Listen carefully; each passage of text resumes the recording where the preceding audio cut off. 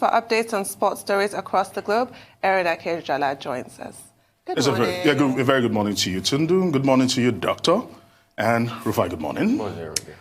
And today, I just have a story, as a matter of fact, and it's really a sad one, but before we actually get to hear some of the females speak, I must actually give kudos to some of my journalist friends. I'm talking about Sylvester Ofekun and also Nii Busari, for ensuring that they blew up this story and allowing this story be heard nationally. Is now beginning to catch fire because this kind of travesty shouldn't be happening in sports, especially when it concerns females, one, and two, successful females at that.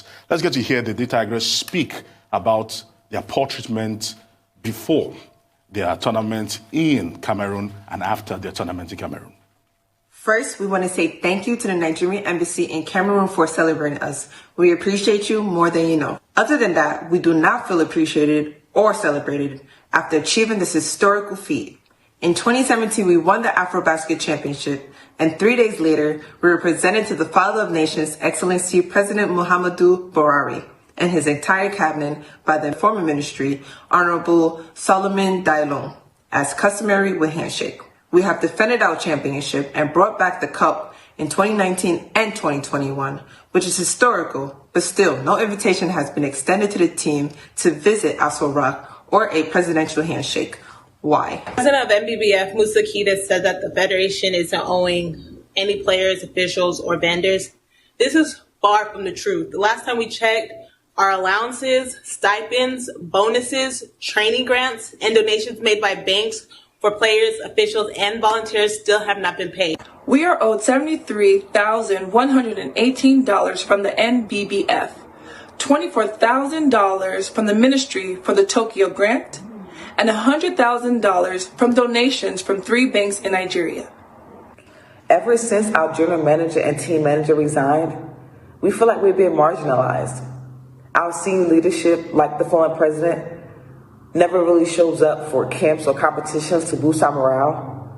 And when we have significant concerns and issues that needs to be addressed, when he does show up, we get vague answers, as if our concerns aren't important to him. But when we win, they magically show up for photo ops and celebrations to use for political gain.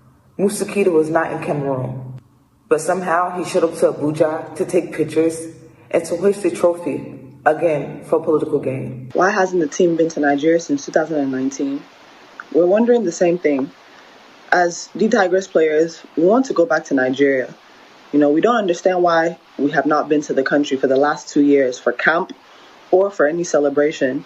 Our demands: all money owed to players, officials, and vendors, adequate travel to competitions, and a team manager for all team functions.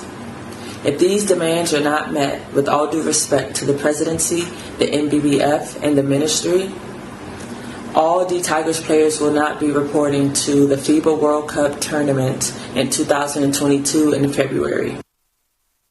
Now let's put it into perspective. I've said this before. These ladies have not lost a game since the 5th of July, 2015. They did the unthinkable, a phenomenal feat. Went for a three-peat, winning 3 straight Afro baskets. And because if you even delve deeper, some of these things were not probably captured in the video because of time. They claim that the reason why they didn't perform at the Olympics was because they were demoralized. And this started before the Olympics because they had been asking the president or the then president of the Nigeria Basketball Federation to pay them their monies. They are claiming that the Tigers, their male counterparts, got paid the $100,000. That the president came to the United States. They were training in Atlanta. He actually bypassed them. He was supposed to visit them and actually canceled last minute, traveled to Las Vegas where the boys were and saw them, motivated them, gave them the monies that those 3 banks, Zenith Bank, Access Bank, and one other bank actually contributed for them. And it's unfair that these ladies have been doing so much that they've not even been able to return back to Nigeria because 2 ladies, the home-based players from that team that went to Cameroon and won, were the ones that brought back the trophy, and it was celebrated and pictures were paraded online that those trophies were received. The core, the nucleus of the team had not returned to Nigeria since 2019. Because certainly for them to do that, they would require that some of this monies be paid. And they do not want to be held round. So I'm talking about the Nigeria Basketball Federation. And that is why we are where we are. It's unforgivable, it's unthinkable that this is still happening. Aaron, this is sad.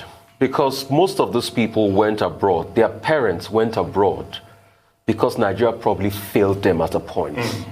And they went to seek greener pastures abroad. True. The girls said, oh, we will give Nigeria another chance. I'm sure most of their parents will say, there's no point representing Nigeria. Oh, I told you so. Oh, I told you so. But they said, we will give our country another chance. And they built a sense of patriotism for a country that they did not know. And they came back to give their time. Now Nigeria is failing these girls again. 2 generations back to back. You see, the problem is Nigeria always fails Nigerians. And that's the sad reality of the country we live in. And it's because of individual decisions. Whatever it is, please, I want to give an ultimatum. By the end of this week, settle those girls. By the end, this is shameful. Is it because they are women? It's really sad. Whatever it is, before the end of this week, I'm speaking to, I don't care who you are, the head of Nigeria Basketball Federation, I don't care what you are. Whatever it is, if you don't pay these girls by the end of this week, we'll come on set again and lash you. And the ministry, I must say, is complicit and the in this. Minister, whoever you are, I don't care. It's complicit in this. We can't keep embarrassing our country like this. I don't know whether we are in a position as pundits, as journalists, to give anybody an ultimatum. Because we don't have the powers to enforce, whatever I say. So it's not a thing we should be emotional about. This is the typical Nigerian story. Every good thing, Nigeria has a way of destroying it. First, let us say that, well, I stand with the ladies. I stand with them too. I stand with these great champions who have been disappointed by their country. Now, they say they've not been celebrated. They've not been recognized. They've been treated shabbily. Even when they went to the Tokyo Olympics, it was the first time that they will be able to play together. They've not been to Nigeria, the same country that they are representing. That they are representing. And they were African champions in 2017, in 2019, and again in 2021. And one of the ladies made the point that, look, Nigerian leaders, the only time they remember them is when they win. They show up to come and take photo ops, the lady said, for political gains. And so you see, they politicize even something as important as this. One of the ladies said, look, we would like to come home to even inspire young Nigerians who are also playing basketball. On top of all of that, they had no kit, they had no team manager, they had no access to medical care. Their money, they gave a rollout. Somebody in the ministry probably sat on it. I hope that somebody will show this tape to President Buhari so that he can give appropriate directives, allow an investigation to take place, and then identify the culprits, trace the money, and ensure that those who have put us in this kind of embarrassing situation are sanctioned. If these young basketball players, if they are treated this way, will anybody want to volunteer to support Nigeria in the future? And I said this is not new.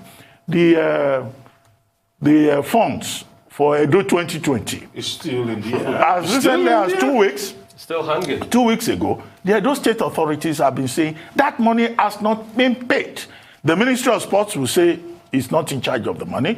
It will say it's the Ministry of Finance. The Ministry of Finance will also tell a story. So they do it all the time. And now, this doctor, disappearance of allowances, now, doctor, I think it's something that you sports analysts should focus on. Doctor, before I come to Tundu, yes, that public funds were misappropriated is one thing. That private funds, because for banks to come together and say we want to support these athletes ahead of the Olympic Games, and we give this certain amount of grant to these athletes, and those monies were diverted. That's unfair. That's why I said they should bring the money out. That's unfair. They know where the money is. They should just let's stop all of this. They should bring the money out and give these girls their money. I just feel like the timing is really important. This video with all the outrageous, disgraceful allegations that it contains was released on the second day of, well, the final day of the ministerial review meeting with the president, and I think he would do well to use this in his review of the sports ministry. This is a complete disgrace, and I fail to see the point of threatening to lash anybody, to use your words. Anybody that would do this kind of disgusting thing to these women has no shame, and they don't care what anybody says. That's not the language that they understand. The proper thing to do is to discipline them in the appropriate way. The president has to do it, because this is completely unacceptable.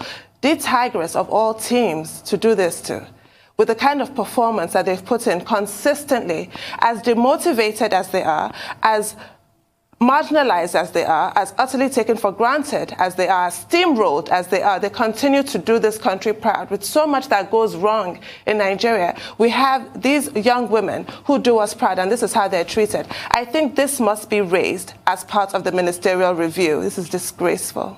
And I must say this because next month, the Nigeria Basketball Federation will be holding her elections. And I'm hoping that this will be a cardinal factor in determining who becomes the next president of the Nigeria Basketball Federation, because we still know that the former president right now, because the board has been dissolved, talking about Musa Kida, is still vying for office. Tijani Umar, who was his predecessor, is also vying for office. We need a breath of fresh air. You have to lose the positions you occupy if this is what you're doing. Aaron, that was how they took phone, ordinary phone, from athletes in the Olympics. Ordinary phone. It's really sad. Phone. It's really sad that They cannot continue. The ladies have made very specific demands. Yes. They want an MBBF board in place. They want their allowances. And also a general manager for the team. They want a manager for every tournament. And if all these conditions are not met, they say they will not represent Nigeria at the FIBA World Championships in February in 2022. Yes. So, I mean, except anybody is deaf and dumb, those demands are clear enough. And I think that part of our responsibility in civil society is to continue to monitor whether those demands will be acceded to or not. We will be monitoring, and let's see how it goes.